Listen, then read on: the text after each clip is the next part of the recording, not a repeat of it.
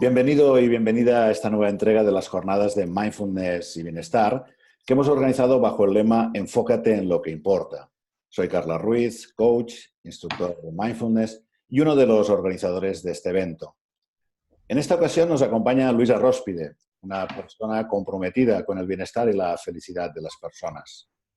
Luis nació en Lima, pero desde 2011 lo tenemos viviendo y desarrollando su actividad profesional en Barcelona, España. Posiblemente su base académica como licenciado en biología, junto a su dilatada experiencia profesional como directivo en empresas grandes, como consultor y también como docente en el ámbito universitario, digo que seguramente todo este bagaje le han ayudado en el desarrollo de su modelo de felicidad que ha llamado felicidad natural. Para Luis, la felicidad natural fue la cristalización de una nueva visión y comprensión que tuvo él mismo de la felicidad. Este es el motivo principal por el que nos ha parecido que no podía faltar, no podía dejar de estar presente en esta cita que teníamos justamente para hablar del bienestar de las personas. Bienvenido, Luis, y muchas gracias por acompañarnos. Muchas gracias, Carla, por esa presentación tan amable de tu parte y encantadísimo de estar aquí con vosotros. Es un placer compartido y recordar a la audiencia que al final podréis encontrar un perfil mucho más detallado de nuestro invitado de hoy, ¿no? Para que podáis conocerlo mejor, así como todos aquellos enlaces que os puedan llevar a aprovechar los recursos de esta entrevista para enfocarte en lo que importa. Luis ha querido compartir su experiencia y también esta visión de la felicidad a través de un libro que publicó a finales del pasado año, 2018. El título se llama Felicidad Natural, encuéntrala en tu propia historia.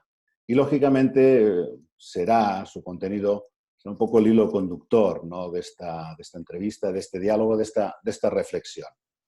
Y me gustaría empezar este encuentro, esta conversación, preguntándote, Luis, si como parece, muchas veces cuando seguimos los medios, esta preocupación por la felicidad se ha visto aumentada en los últimos años. Sí, eso parece, Carlos. Mira, y a propósito de esto, realizamos una encuesta recientemente a través de nuestras redes sociales y la respuesta señala lo que dices, ¿no? El 76% de las personas respondieron que sí, que pensaban que se había visto incrementado el interés en la felicidad. Pero mira, esto parece no ser así. Permíteme mostrarte el resultado de una investigación. Ahí la tenemos en pantalla. Pues mira, el interés del término felicidad en Google es constante en los últimos años. Curioso. ¿Sí? Como ves ahí, efectivamente, esto nos muestra que la felicidad y el interés de las personas por la felicidad no se trata de una moda ni de una tendencia como muchos están diciendo por allí, O sea, sino que... Dime, Luis. Sí, sino más bien que se trata de una constante, ¿no? Como vemos aquí, esto refleja un interés permanente del ser humano por la felicidad. Pero claro, no deja de llamar la atención estos picos que se muestran en esta gráfica. No sé si los alcanzas a ver. ¿Y cómo lo interpretas? ¿O qué piensas al respecto, ¿no? Pues esta aparente paradoja o hasta una cierta contradicción entre la percepción que tenemos, ¿no? De que hay como una mayor preocupación, pero que sin embargo es algo que nos ha acompañado casi desde siempre.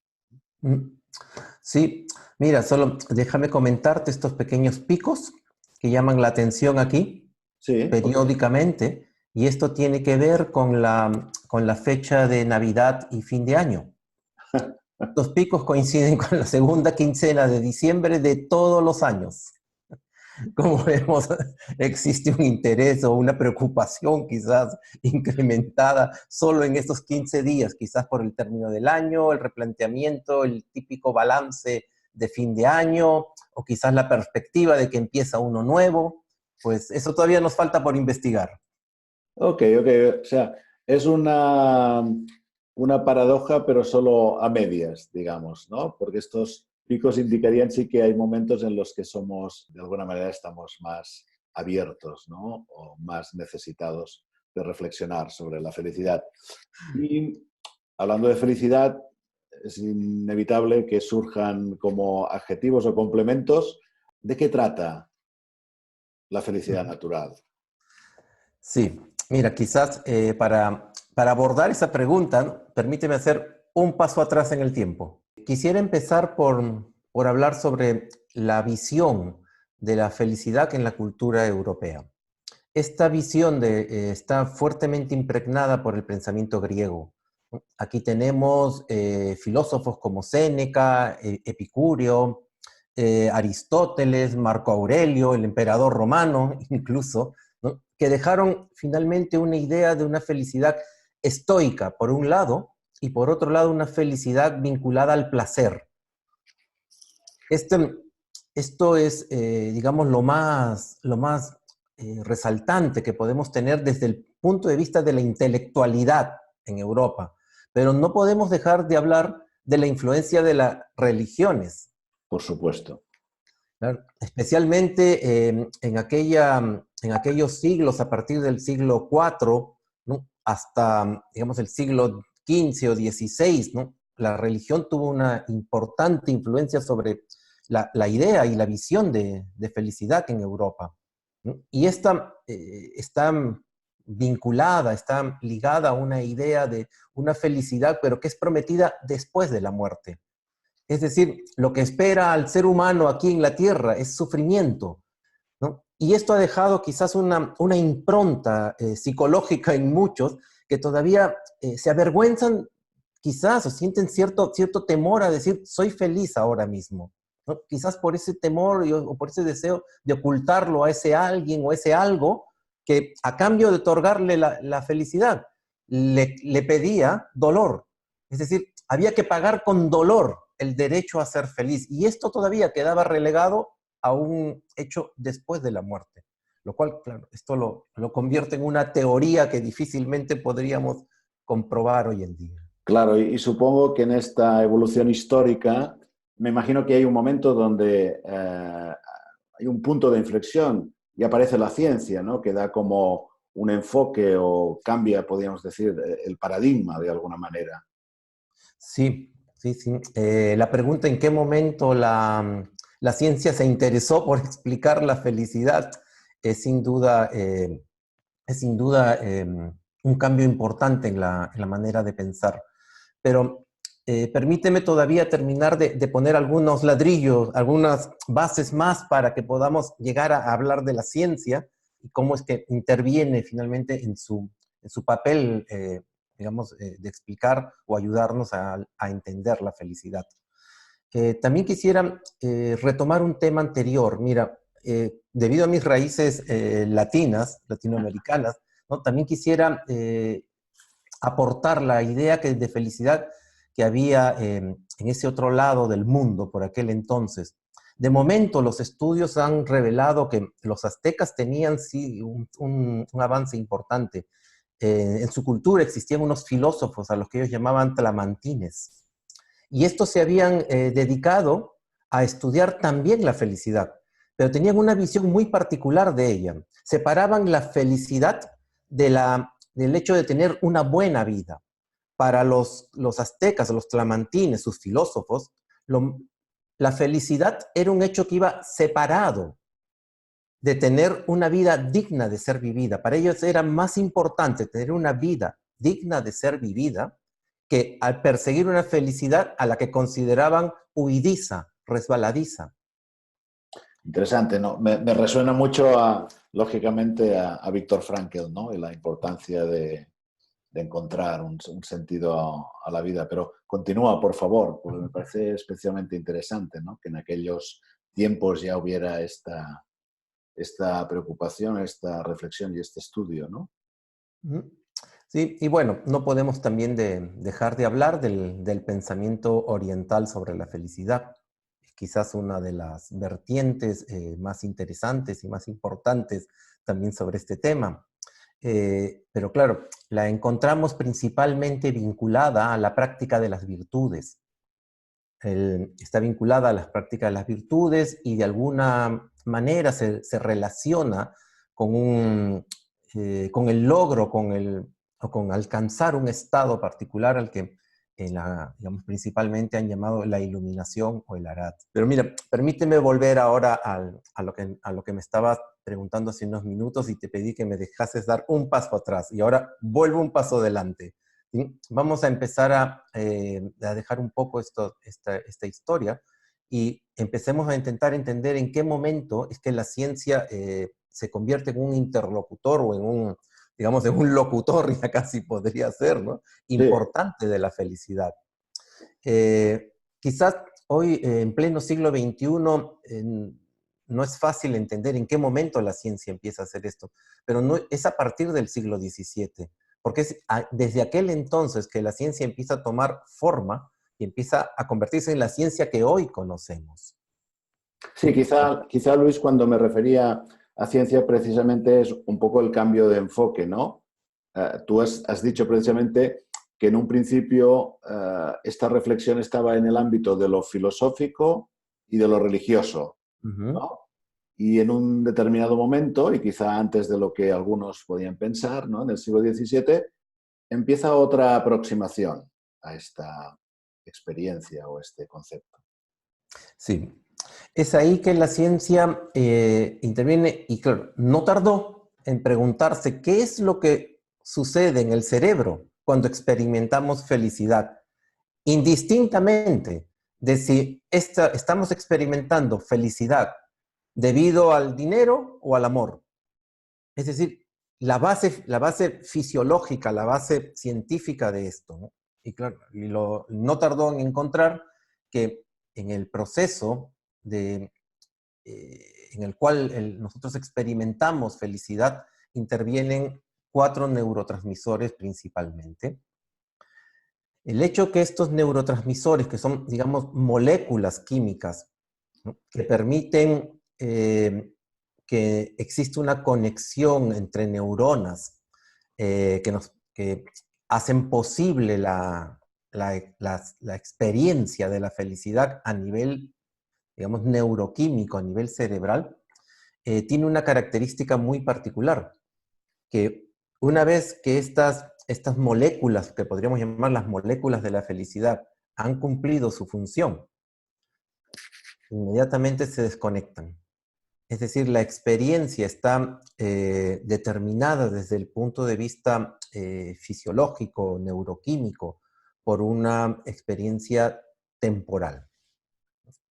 Y claro, ya nos gustaría pensar, ¿no? O simplemente ya lo estamos pensando, que quizás en algún momento la ciencia descubra la manera en que estas moléculas de la felicidad se quedasen permanentemente unidas. Si no entiendo mal, por tanto, Luis, la ciencia nos aproximaría, ¿no?, a una comprensión de la felicidad como un continuo, pero en todo caso de momentos, ¿no?, que se van produciendo. Es Sí, ahí donde de alguna manera es este el crisol de la felicidad natural de la que nos hablas. Y por sí. supuesto, si pudieras explicarnos las bases o los fundamentos, pues seguiríamos, ¿no?, avanzando en su conocimiento. Sí, exactamente, Carlos, de eso se trata. Mira, en conclusión, como vemos, el cerebro está diseñado para una experiencia de momentos.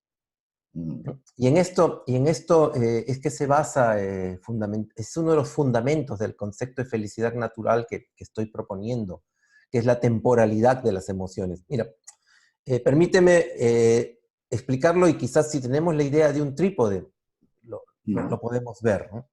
Y es indistinto. Podemos empezar por cualquiera de las 3 patas del trípode. Es indistinto. No, ninguna es más importante que la otra. En su conjunto sostienen la idea.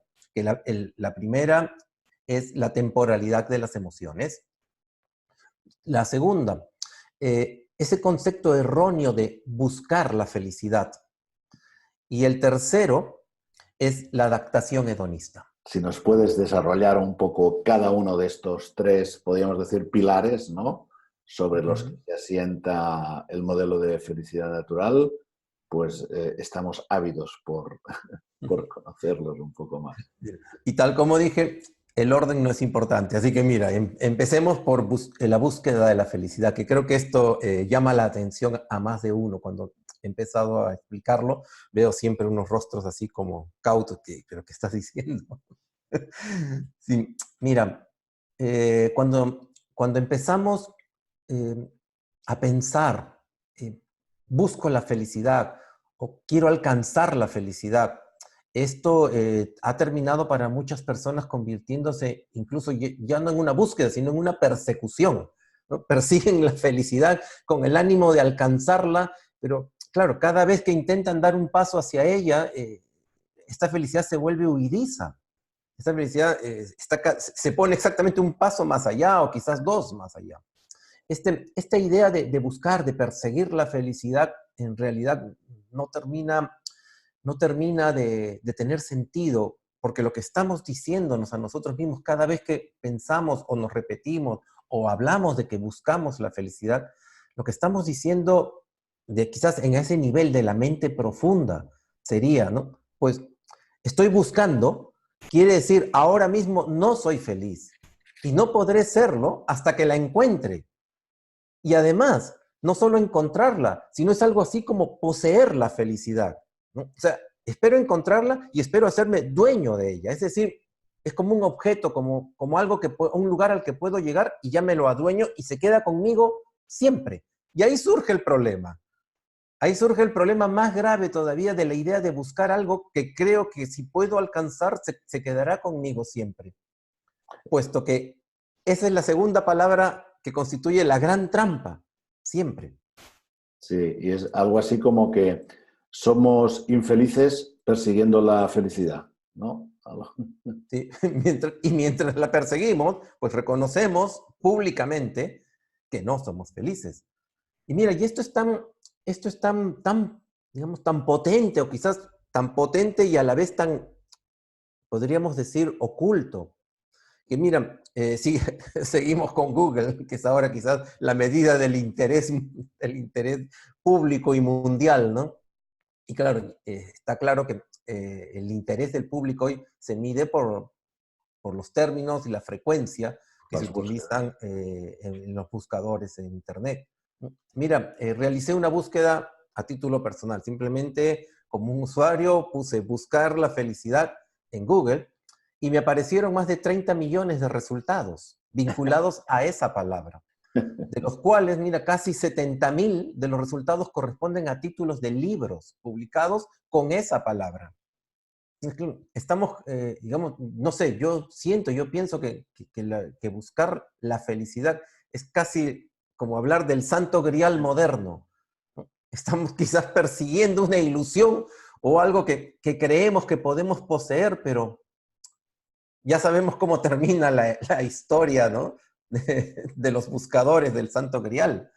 Al parecer, esos valientes caballeros, ¿no?, emprendieron la búsqueda por los confines de la tierra y bueno, casi todos perecieron, salvo uno, que según una parte de la historia cuenta que lo encontró, pero claro, sobre la base de un sacrificio, de una renuncia total a todos los placeres de la vida, los placeres sensuales, a una privación, a una práctica de virtudes altísima. Bueno, volvemos a lo anterior, como vemos, el Es el mito de problema. Camelot también refleja esa cultura de la que ya hablábamos. Bueno, y no sé, quizás la búsqueda de la felicidad sea ese mito también. Entonces, ahí podríamos decir que hay un concepto erróneo. Buscar la felicidad implica reconocer que no se tiene. Y el concepto, la idea de felicidad natural justamente nos hace ver esto y nos hace pensar que ya no o sea, podemos dejar de buscar la felicidad y abrir inmediatamente la puerta a empezar a experimentarla ahora mismo. A ser ¿No? feliz, ¿no? Este sería una primera pata de este trípode, ¿no? El enfocarnos correctamente, el empezar en lugar de buscar a vivir la felicidad. Nos hablabas de tenemos dos patas más, ¿no? Nos Sí, hablabas al principio de la temporalidad de las emociones, ¿no? la temporalidad. Esto tiene que ver con lo que también decíamos hace un momento. La forma en que el cerebro humano está diseñado para experimentar es en base a estos procesos de neurotransmisión química, que como decíamos hace un momento, funcionan y una vez cumplida su función se desconectan. Entonces vemos que incluso la naturaleza misma ha diseñado al ser humano para experimentar las emociones durante lapsos o tiempos determinados, no permanentemente, no de manera continua. Porque claro, te decía que, ¿qué pasaría si, digamos, se consiguiese que estos neuroquímicos se quedasen permanentemente unidos, ¿no? Y creyésemos que de esa manera, con una pastilla o un electrodo conectado que mantenga estos neuroquímicos unidos permanentemente, seríamos felices, ¿no? De manera continua, por todo el tiempo. Pues no sucedería eso. Lo que único que produciríamos es que las neuronas se saturen eléctricamente y que todo el sistema colapse, igual que un ordenador cuando se pone la pantalla azul. Nos quedaríamos colgados. O sea, no, está claro que las emociones se experimentan temporalmente. Y eso tiene que ver con la naturaleza misma de la biología. Es simplemente biología. Y además tenemos que aceptar que por lo menos a nivel de la Tierra, para los seres humanos, la física ya ha condicionado la experiencia del tiempo. Sabemos, claro, hoy las teorías de la relatividad nos hablan de un tiempo que incluso puede estar más allá de la continuidad de la variable física, pero mientras vivamos en la Tierra los seres humanos, el tiempo es una variable continua que solo avanza en una dirección. Por lo tanto, incluso la experiencia está condicionada desde la física y la biología. Ese es el concepto de naturalidad, es que no hay nada más natural que la biología y la física. Entonces, Sí. ya vemos ahí, desde ahí también vemos que las emociones, por ejemplo, la felicidad y todas las demás emociones son temporales. Entonces, aceptar esta temporalidad, convencidos de que es lo que hay, y la palabra me encanta, porque la aprendí en España, pero es muy potente, ¿sí? Es lo que hay. Entonces, con esto, ¿cómo podemos idealizar sobre una felicidad permanente que se puede alcanzar? ¿No? Tenemos que verla como una experiencia temporal, al igual que todas las demás emociones.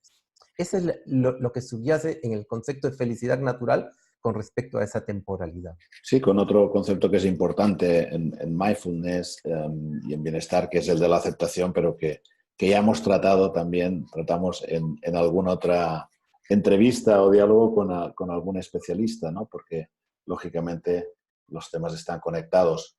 Bueno, tenemos el enfoque en la búsqueda de la felicidad, tenemos la temporalidad de las emociones y vamos a por la tercera pata del trípode, ¿no? Que tiene un título además muy sugerente, ¿no? La adaptación hedonista, creo que decías, ¿no? Sí, este término pertenece a Sonja Lyubomirsky. Y lo que nos habla el término o el concepto de adaptación hedonista es a ese fenómeno mental de la adaptación. Claro, cuando hablamos de adaptación, sin duda, aquí esto tiene mucho que nos da mucho de qué hablar. Sin duda, la adaptación quizás ha sido para muchos la clave de la supervivencia de las especies a lo largo de la historia de la Tierra, ¿no? Es la esencia, es la quinta esencia del darwinismo, ¿no? Y para los sociobiólogos, también representa la base de todos los comportamientos y las conductas humanas sociales, ¿no? Pero esta misma capacidad de adaptarnos que tenemos los seres humanos, de alguna manera eh, se ha, se ha apoderado de nuestra mente y hace que rápidamente nos adaptemos a las condiciones o a las cosas que nos hacen felices y nos dan bienestar, ocultándolas rápidamente, haciéndolas grises, o sea, haciéndolas como oscuras, como si se tratase de algo que ya no tiene importancia. Entonces, perdemos en tiempos muy cortos, que en algunos casos y para ciertas circunstancias llega apenas a los 7 días y en algunos semanas, perdemos la ilusión por lo que nos estaba produciendo felicidad y nuevamente caemos en esa trampa de enfocarnos únicamente en los problemas, en las cosas que nos generan aflicción, sufrimiento, dolor. Entonces parece que la vida estuviese ausente de felicidad, y lo que no es así. Ese es el, digamos, el enemigo que nos acecha mentalmente, esta adaptación hedonista. Claro, es que cuando hablas volveríamos a estar relacionado con el enfoque, ¿no? Es como una búsqueda de las fuentes del bienestar que en realidad no es una cuestión tanto de buscar como de experimentar y de permitirte, ¿no? Es como permitirte ser feliz en este momento, ¿no? Uh-huh. Um, Porque esa felicidad, más allá de romanticismos y de misticismos, existe. claro. Claro que existe. Estaríamos aquí todo el día, pero tenemos un tiempo limitado No sé. y te agradezco esta capacidad, ¿no? De poder sintetizar también este modelo de felicidad natural a través de sus tres pilares. Pero una de las características de nuestro evento es el poder facilitar también a las personas que lo están Oh, siguiendo, por de supuesto. alguna manera, las claves, ¿no? Para poderlo Uh-huh. llevar a su vida y, y herramientas, ¿no? También para que, pues desde que acabe esta entrevista, este diálogo, puedan empezar a hacer realidad este nuevo enfoque, por ejemplo, ¿no? ¿De qué manera podemos poner, qué les puedes decir, ¿no? La audiencia, para poner en marcha este nuevo modelo, empezar a ser feliz? Sí, mira, es simple, ¿no? Es que si hablo de felicidad natural, pues tiene que ser natural también la forma de poderla poner en práctica. Y mira, y es que lo que he visto, y que quizás lo que la mayoría de las veces hemos visto, es que las sugerencias o las propuestas para la felicidad tienen que ver con listas, ¿no? Es listas de cosas que hacer, que dejar de hacer, otras que no, cosas que comer, cosas que el deporte, haz esto, haz lo otro. Indistintamente eso, porque está muy bien. Comer saludablemente, practicar un deporte, dormir las horas que debes dormir, etcétera, sin duda mejoran el bienestar. Esto está clarísimo. Pero yo quiero intentar ir de otra manera en el concepto. No es cambiar los hábitos, ni dejar de hacer, ni comer, ni nada. Se trata simplemente de, una vez que hemos descubierto especialmente la adaptación hedonista, que es, digamos, quizás la responsable de que perdamos la capacidad de valorar, de apreciar los momentos felices que transcurren en las 24 horas de cada día para cada uno de nosotros. Es ahí que hago la primera propuesta o la primera herramienta a la que he llamado el diario de la felicidad natural. Esto que suena muy simple, ¿no? Porque claro, sin duda llevar un diario ha sido durante mucho tiempo valorado, pero no estoy hablando del diario emocional, estoy hablando del diario de la felicidad natural. La diferencia entre uno y otro es que un diario emocional, eh, sin duda, es una herramienta terapéutica y debe ser llevada y conducida por un profesional a cargo, porque existe una serie de formas en que las personas van externalizando sus emociones a través de esta herramienta terapéutica. Pero esto no es tal. El diario de la felicidad natural es un concepto basado en descubrimientos científicos que muestran que la escritura pone en marcha casi la mayoría de las áreas del cerebro necesarias para crear o cambiar hábitos.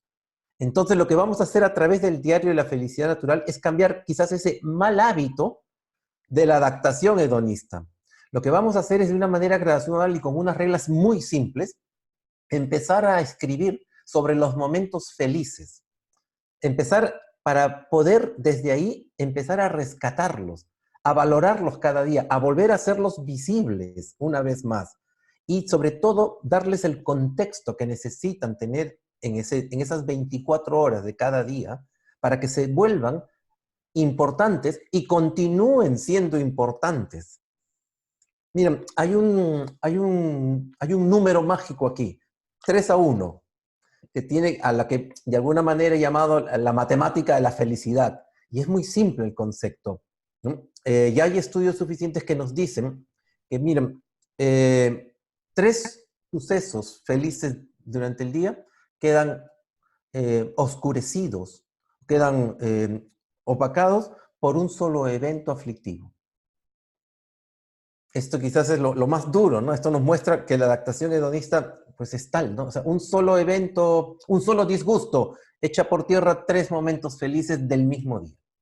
Por El tanto, diario de la felicidad natural lo que busca es que destaquemos justamente esos momentos felices y los volvamos relevantes en el día a día.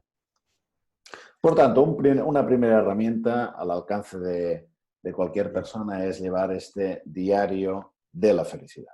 Sí, y el que lo quiere empezar a llevar es muy sencillo, solo necesita papel, un boli, si somos de los que todavía de la generación del boli y el papel, y para los más jóvenes, pues el teclado y la pantalla, pero hay que centrarse en destacar y volver relevantes los sucesos felices y evitar, sobre todo, la palabra siempre en ese diario, que ya sabemos lo que implica, ¿no? Y no es el momento de centrarnos en las aflicciones. ¿Y qué otra herramienta tendríamos? La segunda está basada en la meditación. Aquí, bueno, he utilizado también, bueno, mis años, mis prácticas, mi experiencia personal en esto, a la par que el estudio que he podido dedicar a conocer la meditación. Pero he descubierto que eh, muchas personas quieren aprender a meditar, pero creo que al final pocas reconocen que lo han logrado. Y es que fundamentalmente las técnicas meditativas, como todas, requieren paciencia, perseverancia, conocimiento, guía, ¿no? Y sin duda, pues no todos están dispuestos a pasar por esta etapa. Pero para que esto pueda resultar, en el caso de la felicidad natural sencillo, me he tomado la libertad de extraer de las técnicas meditativas solamente lo necesario para poder alcanzar lo que yo he llamado quitar ese ruido de fondo de la mente, de la cabeza, al final del día o en cualquier momento, y que con un poco más de calma o tranquilidad puedas quizás apreciar los momentos de felicidad. Lo he llamado meditanat, que resulta la unión de 2 palabras, ¿no? Meditación y natural.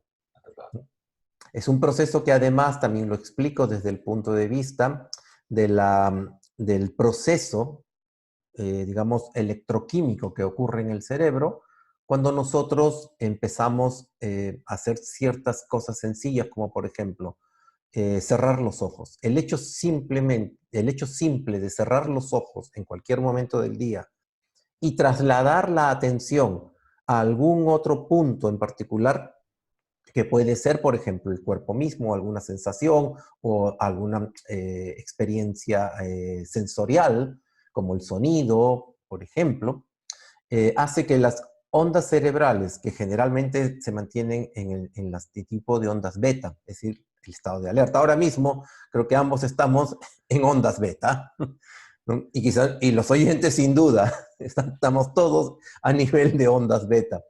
Pero cuando cerramos los ojos y movemos el foco de atención a algo neutro, por decirlo así, inmediatamente nuestro cerebro abandona ese estado y comienza a emitir ondas alfa. Las ondas alfa se caracterizan por un estado de serenidad, de quietud, que no quiere decir sueño, quiere decir simplemente calma. Entonces, Meditaná que está enfocado en alcanzar ese estado. Pues muchas gracias, Luis, por compartir tus reflexiones, tus propuestas, tu propia experiencia. Ya le hemos comentado a Luis que es habitual también en nuestros encuentros, pues que nuestro experto, nuestro invitado, pueda ofrecer un regalo, ¿no? Ahora, una vez acabe la entrevista, para que precisamente pues, nuestros seguidores lo puedan empezar a disfrutar y aplicar en su vida. Luis, ¿qué nos has preparado en este sentido? Esta es la parte que más me gusta. Ah, Mira, vale. sí, pensando en esto y quizás me permití pensar lo siguiente. De ambas cosas, Meditanak podría ser lo que más, digamos, interés o curiosidad suscite. Así que, mira, para las personas que estén interesadas, encontrarán en la web un curso, un pequeño curso sobre Meditanar que podrán descargar y podrán seguir de manera gratuita. Pues es fantástico y te lo agradecemos ya en nuestro propio nombre como organización Un placer. en nombre de todas las personas que van a beneficiarse sin duda de este regalo. Esto es todo por ahora. Muchas gracias, Luis, de nuevo, de verdad, de corazón. A ti, Carlos. Te agradecemos tu presencia, te agradecemos esta reflexión sobre la felicidad natural y también, como no, muchas gracias a ti, audiencia, querida audiencia, por acompañarnos. Te invito a descargarte ahora el regalo, una vez finalice este vídeo, y aplicar y difundir lo aprendido. Y también a que nos dejes tus preguntas y comentarios en la página web. Y cómo no, como en cada una de estas ocasiones, te animamos a seguir con el resto de contenidos de las jornadas. Nos vemos pronto y recuerda, enfócate en lo que importa.